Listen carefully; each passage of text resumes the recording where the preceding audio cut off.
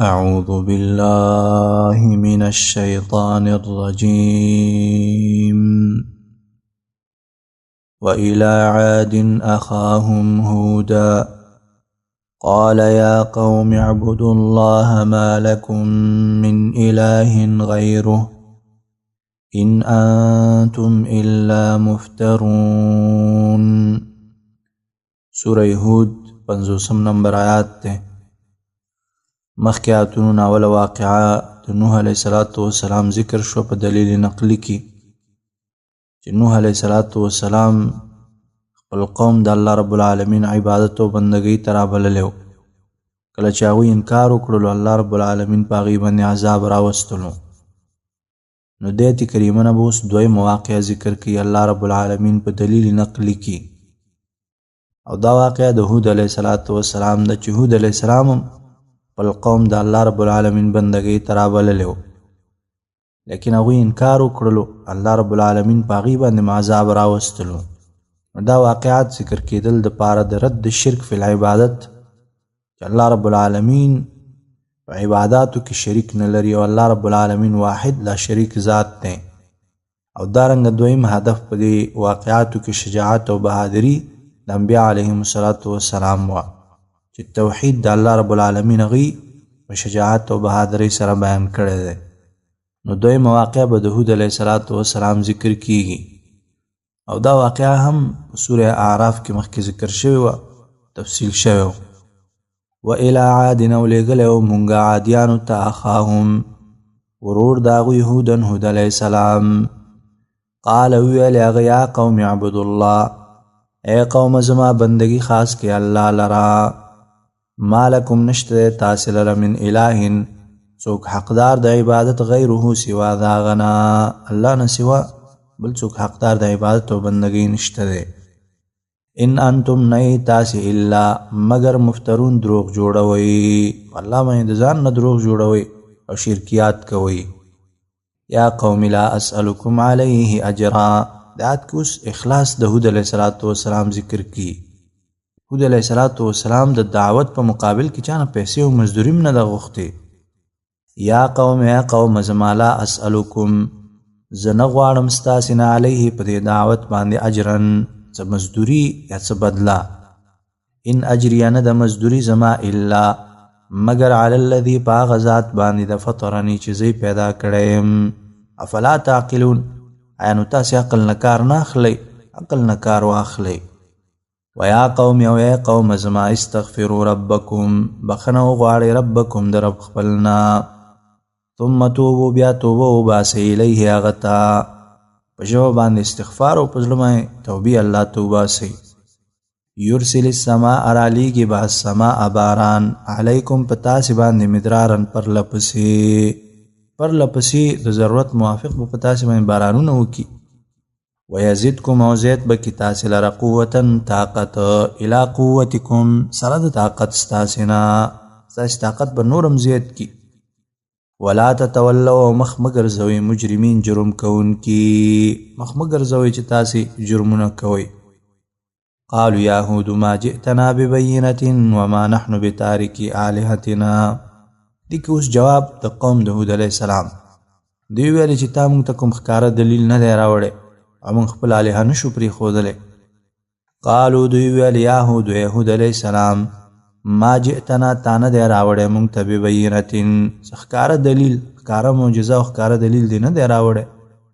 وما نحنو نه یو موږ بتارکي آلهتنا پرېښودونکي آلهتنا معبودان خپل معبودان موږ نشو پرېښودلی.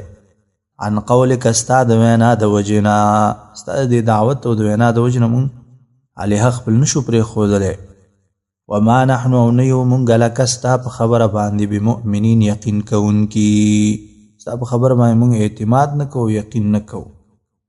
ان نقول الا اعتراک بعض آلهتنا بسوء. د آیت کریمه کې د دوی عناد او جهل ته اشاره الله رب العالمین کوي، او دا همیشه د مشرکانو طریقه وي. اهل حق ته وي ستا دماغ خراب شوي دی او زموږ معبودانو ته څه ټکر یو نقصانونه رسولی دي. نو دوی هم راولګېدل هود علیه السلام ته ویلې وایي تا ته زموږ الهو نقصانونه در رسولي دي، ستا مازغی خراب کړي دي والعیاذ بالله. ان نقول مونږ نه وایو الا مگر دا خبره اعتراک چې رسولی دی تا ته بعض آلهتنا بعضې معبودانو زمونږ بسوء څه تکلیف و مرض تا ته رسولی دی مزغو باندې اثر شوی دی. قال ویل هغه انی یقینا زه اشهد الله ګواه کوم الله ګواه کوم واشهد او تاسم ګواه اوسئ انی چې یقینا زه بریء بیزار یم مما د هغه نه تشرکون چې تاسې شریکوئ الله سره چې څه شریکوئ د هغه نه زه بیزاره یم. من دونه سوا د الله نه فکیدوني نو چل جوړ کوي ما ته جمیعا ټول په یو ځای باندې ما ته چل جوړ کوي تدبیر جوړ کوي دسیسې جوړې کوي. ثم لا تنظرون بیا مهلت مرا کوي ما ته. انی توکلت یقینا ما ځان سپارلی علی الله په الله باندې ربي چې رب زما دی او ربکم او رب ستاسې دی. ما من دابة الا هو آخذ بناصیتها ما من دابة نشته دی هیڅ زنده سر الا مگر هو هغه الله تعالی آخذ بناصیتها نیون کې دی بناصیتها تندي د هغې لره. دا کنایه ده د نیولو او د ذلیله کولو نه او دارنګه د تصرف نه چې الله رب العالمین د ټولو مخلوقاتو کې تصرف کوونکی ذات دی او دغه ټولو مخلوقات د نیولی شي او ذلیله کولی شي. ان ربی علی صراط مستقیم ان ربی یقینا رب زما علی صراط مستقیم په لاره برابره باندې دی. دا اشاره د عدل د الله رب العالمین ته چې الله رب العالمین عدل والا ذات دی او د خپلو موحدو بندگانو د نیکانو بندگانو حفاظت کوي. فإن تولوا نو که تاسې مخ ګرځوئ په ما باندې څه ګناه نشته دی. فقد ابلغتکم یقینا ورسول ما تاسې ته ما هغه پیغامونه ارسلت به چې زه رالیږلی شوی یم به په هغې الیکم تاسې ته ما خپل مسؤلیت او پیغامات تاسې ته رسولی دي. ویستخلف ربي او رابولی ربي رب زما قوما بل قوم غیرکم سوا ستاسې نه ستاسې بدل کې الله بل قوم راولي.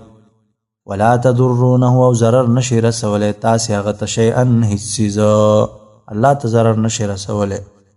ان ربي على كل شيء حفيظ ان ربي یقینا رب زما على كل شيء په هر یو څیز باندې حفیظ ساتنه کوونکی دی. ولما جاء امرنا نجينا هودا والذين آمنوا معه لیت کریمه کې الله رب العالمین د عذاب ذکر کی دی باندې عذاب راغی مؤمنان الله بچ کړل او دوی هلاک کړل. ولما جاء هر کله چې راغی امرنا حکم د عذاب زمون نجینا بچ کړلو مونږ هود علیه السلام والذین واغ کسان آمنو چې ایمان راوړی و معه د هغه سره برحمت په سبب د رحمت منا زمونږ د طرفنا الله رب العالمین په خپل رحمت باندې بچ کړل. ونجیناهم او بچ کړل مونږ دوی لره من عذاب غلیظ د عذاب سخت عذاب نه الله رب العالمین وی چې مونږ دوی بچ کړل. د عادیانو عذاب په سوره حقه کې به راشي دی باندې الله رب العالمین بادونه راوستل او په باد باندې دی الله رب العالمین هلاک او تباه کړل. بادونه دا هم د الله رب العالمین یو عذاب وي.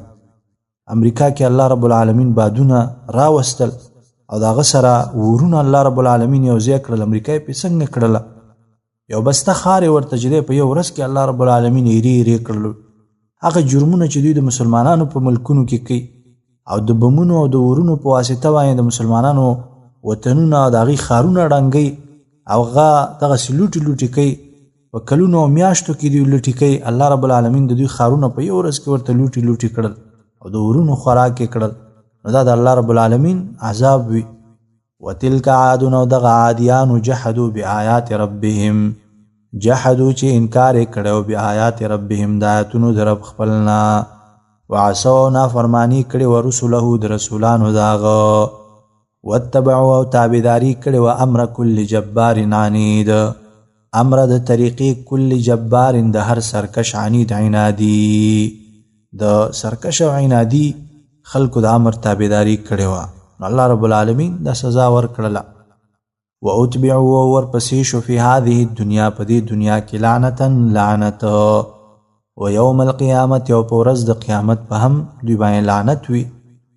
الا خبردار ان عادا یقینا عادیانو کفرو کفر کړو ربهم در خپل رب نه انکار کړو هغه کفر کړو الا خبردار بعدن تبعید لعاد د عادیانو لره قوم هود چې قوم د هود علیه السلام دې لپاره هلاکت او تبعید و الى ثمود اخاهم صالحا د آیت کریمه نو وروسته اوس درې مواقع الله رب العالمین شروع کی او دا هم دلیل نقلی دی د صالح علیه السلام نه او رد شرک فی العبادت دی صالح علیه السلام خپل قوم یوازې د الله رب العالمین عبادت او بندگی ترا بللو چې د الله بندگی وکړي او د الله نه سوا بل څوک حقدار د عبادت او بندگی نشته دی نو قوم مخالفت وکړلو او الله رب العالمین په دې باندې هم عذاب راوستلو و الى ثمود او لګل او موږ سمودیانو ته اخاهم رور داغوی صالحا صالح علیه السلام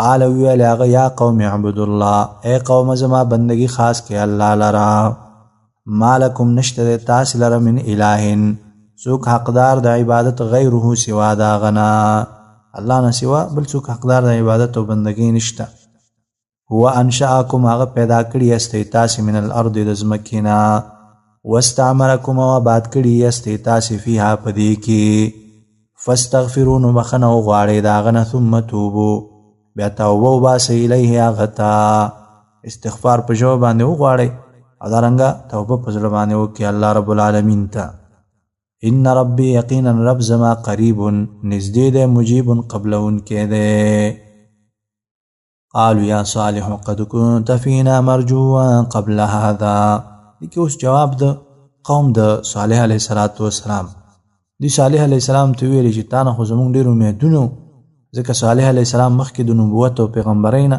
ښایسته اخلاق ښایسته صفات هغه کې موجود وو ټولو انبیا علیهم السلام کې داسې ښایسته صفات موجود وي نو دوی ویلې موږ تا نه ښه امیدونه لرل تا اوس دا خبرې راوړلې داسې هر داعي ته ویلی کېږي په خپله منطقه کې موږ په تا باندې ډېر ښه ګمان کولو اوس ته راولګېدلی زموږ زیارتونه او زمونږ باباګان دی وی باد کړل دا خبرې دی کوي قالو دوی ویل یا صالحو اے صالح علیه السلام قد كنت یقینا توی فینا په مونږ کې مرجوون امید لرلی شوی قبل هذا مخکې دینا ستانه مونږ د خیر امیدونه وو د نیکۍ امیدونه مو او تا خو دا خبرې راوړلې اتنهانا یتمنکې مونږ ان نعبدا د دینه چې بندگی وکړو مونږه ما د هغه چا یعبدو آباؤنا چې بندگی کوله پلارانو زمونږ مشرانو پلارانو نیکونو د هغه بندگی کوله دینه مونږ منع کې و اننا یقینا مونږ لفی شک خامخا په شک کې او مما د هغې خبرې نه تدعونا چې ترابلې مونږه الیه هغې ته مریب کلک شک کې او مونږه د ستا د دعوت نه او ستا د خبرونه قال یا قوم رأيتم إن كنت على بينة من ربي هذا صالح عليه السلام جواب قال ویل یا قوم زما رأيتم خبر راکې ما ته ان كنت کچیرې یم زه على بينة په دلیل من ربي طرف د رب خپلنا وآتانی او راکړی وي ما ته منه د خپل طرف نه رحمت کما ته نبوت او پیغمبري راکړی وي فمن ینصرنی نسوک په مدد وکړي زما سره من الله د عذاب د الله نه ان عصیته کچېرې زه نافرماني وکړم د هغه که زه نافرماني وکړم او د الله عذاب راشي نو ما سره به څوک مدد کړي نشته دی بل څوک فما تزیدونني نو نه زیاتوئ تاسې ما لره غیر تقصیر غیر د تاوان نه د تاوان نه سوا تاسې ما لره بل څه نه زیاتوئ معنا دا ده چې تاسو ما منع کوئ چې دا خبرې مه کوه دعوت مه کوه دا خو تاوان دی ویا قوم ویا قوم زما هذه ناقة الله دا اوخه د الله تعالی ده لکم تاسې دپاره آیتا یو معجزه اوخه مخکې خبره په ده باندې شوې وه دوی طلب د اوخې کړی چې د غر نه موږ ته اوخه جوړه کړه الله رب العالمین یو تیږي او یا د غر نه چې د اوخه دوی ته جوړه کړله نو ځکه الله ته نسبت کیږي د وجې د شرافت نه او د عزت د دې اوخې نه خو سره د دې نه هم هغوی انکار وکړلو او صالح علیه السلام ورته ویلو چې ته به ګوره ضرر نه رسوئ هغوی راولګېدل هغه یې ووژله او الله عذاب په دوی باندې راوستلو وذروها نو پرېږدئ هغه تأکلو چې خوراک کوي فی ارض الله په ځمکه د الله کې ولا تمسوها او مه رسوئ دې ته بسوء هېڅ تکلیف فیأخذکم نو بنیسی تاسی لرا عذاب قریب عذاب نزدې عذاب به په تاسې باندې راشي. نو دوی راولګېدل هغه اول زخمي کړل او بیا ووژله. فعقروها نو دوی ووژل هغې لره هغه زخمي کړل. عقر زخمي کېدلو ته وایي او بیا د هغې نه مړه شوله. فقال نو ویل هغه تمتعوا فایدې واخلئ فی دارکم په خپلو کورونو کې 3 ایام 3 ورځې تاسې دپاره نیټه ده فایدې واخلئ د الله عذاب به راځي. ذلک دا وعد وعده ده غیر مکذوب بې دروغجنه وعده نه ده د رښتینې وعده ده. فلما جاء امرنا نو هر کله چې راغی امرنا حکم د عذاب زمونږ نجینا بچ کړلو مونږ صالح علیه السلام والذین واکسان آمنو چې ایمان یې راوړی او معه د هغه سره برحمت په سبب د رحمت منا زمونږ د طرف نه زمونږ د رحمت په سبب باندې مونږ هغوی بچ کړل. ومن خزي یومئذ او د شرمندګۍ د دغې ورځې نه د دې ورځې د شرمندګۍ نه مونږ دوی بچ کړل چې عذاب په دوی باندې راشي. ان ربک یقینا رب ستا هو القوی العزیز هغه طاقت والا العزیز زورور ذات دی. واخذ الذین ظلموا الصیحة فاصبحوا فی دیارهم جاثمین آیات کې ذکر د عذاب داغي. واخذ الذین ونیول هغه کسانو لره ظلمو چې ظلم یې کړی الصیحة چغه به باندې الله رب العالمین نازله کړله. فاصبحوا نشل دی فی دیارهم په کورونو خپلو کې جاثمین پړمخې پراتو الله رب العالمین هلاک کړل. کأن لم یغنوا فیها گویا کې نو اوسېدلي فیها په هغې کې داسې الله رب العالمین تباه کړل چې گویا کې دې کلو کې څوک اوسېدلي نو. الا خبردار ان ثمودا کفروا یقینا سمودیانو کفر کړی ربهم پر رب خپل. الا خبردار بعدا لثمود هلاکت د سمودیانو لرا. ولقد جاءت رسلنا ابراهیم بالبشرا د آیت کریمه نو څلورمه واقعه ذکر کړي او دا واقعه د ابراهیم علیه السلام ده. او دې واقعه کې مقصد او هدف رد شرک فی العلم ده.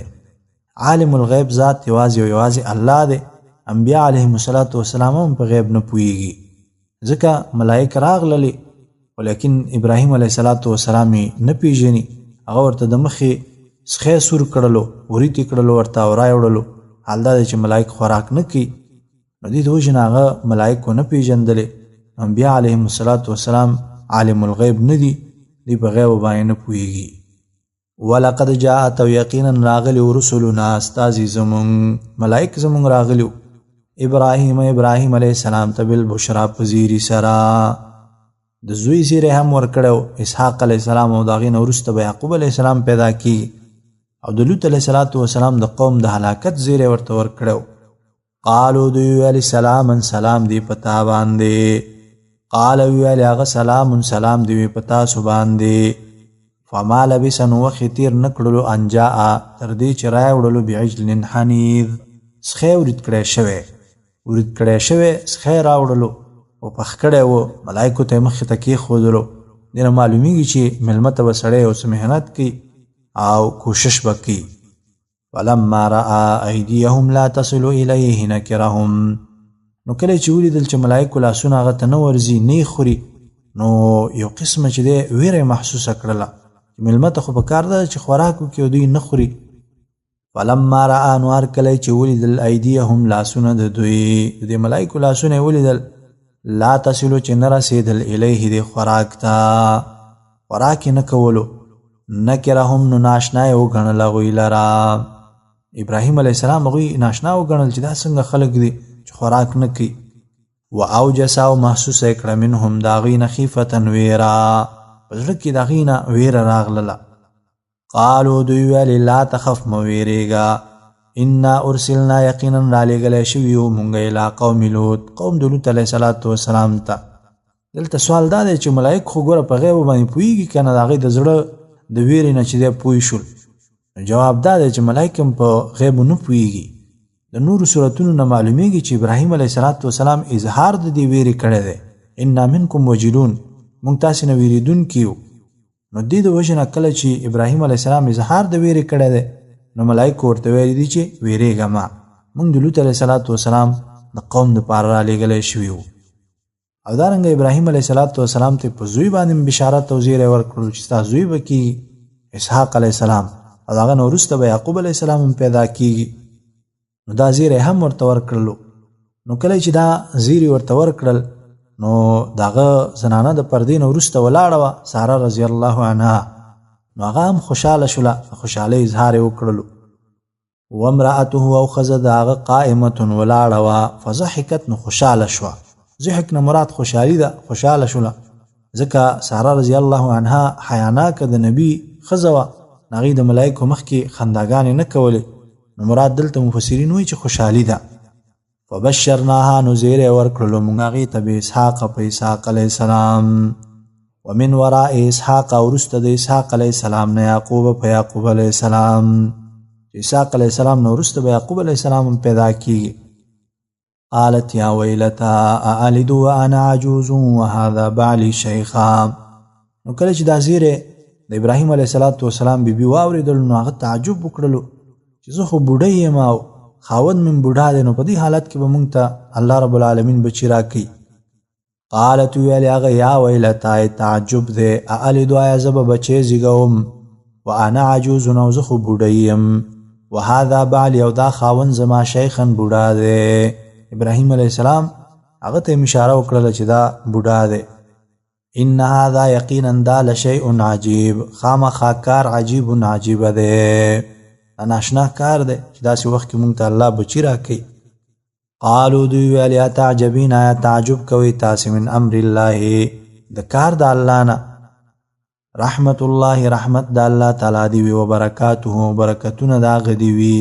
علیکم په تاسې باندې اهل البیت کورنۍ د ابراهیم علیه السلام انه حمید مجید انه یقینا الله تعالی حمید استایل شوی مجید شرافت والا ذات ته فلما ذهب عن ابراهیم الروع وجاءته البشرى نو کله چې ابراهیم علیه السلام نبی راړله نو شروع شولو د ملائکو سره بحث کولو چې څنګه د لوط علیه السلام په قوم عذاب راځي هلته لوط علیه السلام موجود دی او کله چې یو پیغمبر په یو کلی کې موجود وي نو هلته عذاب نه راځي نو دا بحث و مباحثه د هغه سره کوله فلما ذهب نو هر کله چې لاړ عن ابراهیم د ابراهیم علیه السلام نه الروع ویرا وجاءته البشرى وراغه هغه ته البشرى زیری یجادلونا نو بحث شروع کړلو زمونږ سره فی قوم لوط په باره د قوم د لوط علیه السلام کې ان ابراهیم یقینا ابراهیم علیه السلام لحلیم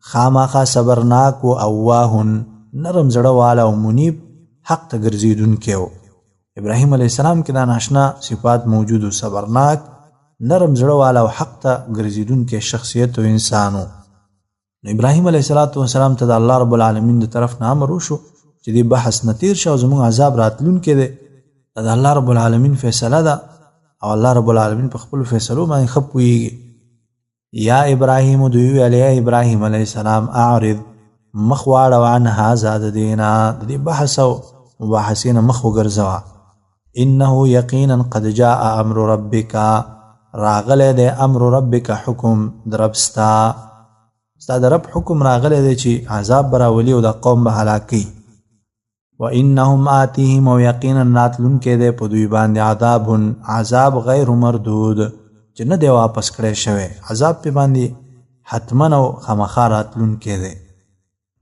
ولما جاءت رسلنا لوطا سیء بهم وضاق بهم زرعا دې ځای نه اوس پنځمه واقعه شروع کړي او هغه د لوط علیه السلام واقعه ده او دې کې هدف او مقصد رد شرک فی العلم دی چې انبیاء علیهم السلام او نیکان خلک هم په علم الغیب باندې نه پوهېږي غیب او علم د هغوی سره نه وي لوط علیه السلام ته ملایک راغلي هغې نه پېژندلې او په زړه کې چې دی ویره محسوسه کړه او دا زړه یې تنګ شولو چې دا قوم اوس زما د مېلمنو ته ضرر ونه رسوي حال دا دی که دی پوهېدلو چې دی ملایک دي نو بیا به دغه ویره دی نه احساسولی او په دې خبره باندې به نه ویرېده چې دوی به اوس تکلیف دی مېلمنو ته ورسوي خو دی په غیبو باندې نه پوهېدلو ولما جاءت او هر کله چې راغلل رسلنا استازي زمونږ ملایک راغلل لوط علیه السلام ته سیء بهم نو خفه شو په هغوی په دې باندې خفه شو چې اوس دا قوم دوی ته ضرر او تکلیف ونه رسوي وضاق بهم او تنگ شو پاغوی باندې زرعا سینه داغه په باندې تنگ شو. وقال ویل هذا یوم عصیب، دا ورځ ده عصیب سخت ورځ ده. وجاءه وراغلل د قومه قوم د یهرعون چې راسغلولې شو الیه دتا. دی خبر شو دا قومي بدبخت خلکو لواتتو دغه بد اخلاقین په دوی کې موجود وي. نو د مخې چې کله خبر شو چې ملمانه راغلي لوط علیه السلام ته خسته شکل کې دي، نغی ته په منډه باندې راغلل. ومن قبل مخکې دینه کانوا یعملون السیئات، دوی به کول السیئات بد عملونه، ناکار اعمال به کول. دا لواتتونه په دوی کې موجودو، بچبازین په دوی کې موجود وي. دا رنګ لارو کې کیناستل او خلکو ته تکلیفونه ورکول او ضررونه ورکول او داسې نور مختلف بد صفات په دوی کې موجودو. نو کله چې دا قوم راغللو د لوط علیه السلام کور ته، نو لوط علیه السلام ورته دعوت ورکړلو چې الله بندگانو لاړ شي د خپلو بیبیانو نه فایده واخلي، چې هغه زما د لورګانو په شان ته دي، د هغوی نه فایده واخلي او زما مېلمانه مه تنګوئ. او دوی لوط علیه السلام ته ویل چې ته پوهېږي چې مونږ څه غواړو، هغه څه چې مونږ غواړو نو هغې باندې تم پوهېږي. قال ویل هغه یا قوم یا قوم زما هؤلاء دا زنانه ستاسې بناتي لورګانې زما دي. ځکه لوط علیه السلام نبي دی او پیغمبر دی او هغه زنانه هغه د لورګانو په مرتبه کې او د لورګانو په شان ته وي. نو هغه ورته ویلې چې دا ستاسې زنانه چې زما د لورګانو په شان ته دي، هن اطهر لکم، دوی اطهر لکم خی حلال دي تاسې لره. فاتقوا الله، نو ویریږئ د الله نه، ولا تخزوني، او مشرموئ ما لره فی ضیفي په باره د مېلمنو زما کې، زما مېلمنو باره کې ما مشرموئ.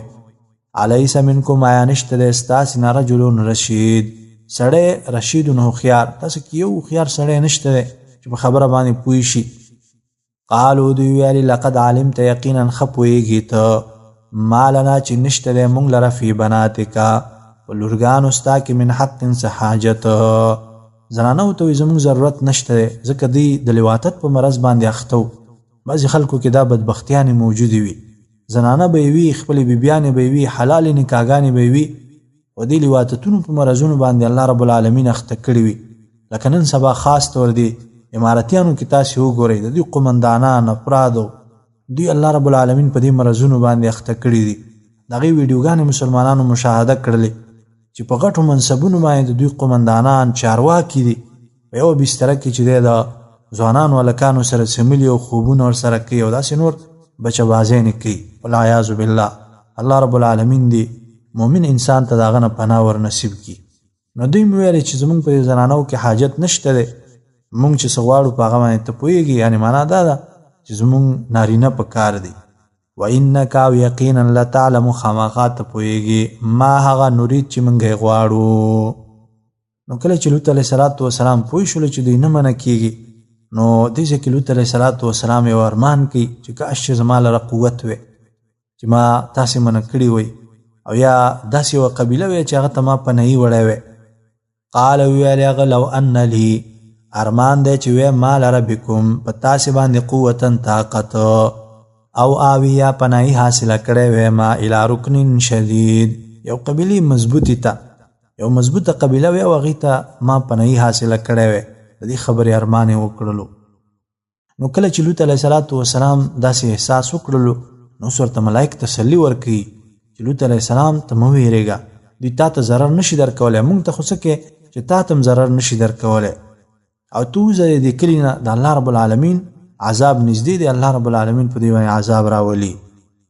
قالو دې ملایکو ویل یا لوط، یا لوط علیه السلام، انا رسل ربک، یقینا مونږ رالیږلی شوي ملائک یو ربک د رب ستا، مونږ د رب د طرف نه ملائک رالیږلی شوي یو. لن یصلو هیڅ چیرې نشي رسېدلی دوی الیک تا ته څه تکلیف نشي رسولی، په ضرر باندې تا ته نشي رسېدلی. فعسر، نو بوزه باهلک کورنۍ خپله، بقطع من اللیل، په ټوکړه د شپه کې، د شپې په یو حصه کې د خپل اهل دی او خپله کورنۍ دی بوزه. ولا یلتفت، او شاته دی نه ګوري، منکم ستاسې نه احد هیڅوک، الا امرأتک، سوا د ښځې دا ستا ښځه دی مه بوزه، دا دلته پاتې کېدونکې ده. انه یقینا خبره دا د مصیبها چې رسیدونکی دی دې ته، ما هغه عذاب اصابهم چې رسیږي په دې قوم ته، دې قوم ته چې کوم عذاب رسیږي دا به ستا ښځې ته هم رسیږي. او د دې وجه دا وه چې د لوط علیه السلام ښځه مشرکه وه او دارنګه خیانتګره هم وه. مفسرینو لیکلي دي چې دې قوم ته به د لوط علیه السلام احوال وړل. ان موعدهم الصبح، یقینا وخت د وعدې د دوی الصبح سبا دی، سبا وخت کې به په دوی باندې عذاب راځي. الیس الصبح، آیا نه دی سبا بقریب نږدې، سبا نږدې دی عذاب به په دوی باندې راځي. فلما جاء امرنا جعلنا عالیها سافلها، نو اخر دا چې الله رب العالمین عذاب راوستلو او حاصل د عذاب دا و چې په دوی باندې د ځمکه سرچپه کړله او په بل مخې په باندې راواړول او د تیږو بارانونه په دوی باندې وکړل. فلما جاء امرنا، نو هر کله چې راغی امرنا عذاب زمون، جعلنا وګرځولو مونږ عالیها بره طرف د کلو، سافلها لاندې د هغې، دا بره مو لاندې وګرځولو، معنا ده د ځمکه پې باندې سرچپه کړله. وامطرنا او باران وکړلو مونږ علیها په هغې باندې حجارتن د کاڼو من سجیلن د پخو شوو نه مندودین پرله پسې، هغه خټه چې په اور کې پخه شي نو د هغه باران مونږ په دوی باندې پرله پسې وکړو چې یو د بل پسې به را روانو. مسومة نخو علاو عند ربک، په نزد رب ستا. بعضې مفسرینو لیکلي چې په هر کاڼي باندې به د کافر نوم لیکلی شوی نو هر چا دپاره کاڼي نښهدار شوي. وما هي من الظالمین ببعید، وما هي او نو هغه من الظالمین د ظالمانو نه ببعید لري، د مکې والاو نه هم دا واقعه او دا کلی او دا کیسه لرې نه ده، بلکې دوی سره هغه نږدې وه او د دې نه دوی خبر درلودلو چې الله رب العالمین په منکرینو باندې څنګه عذابونه را لېږلي وو.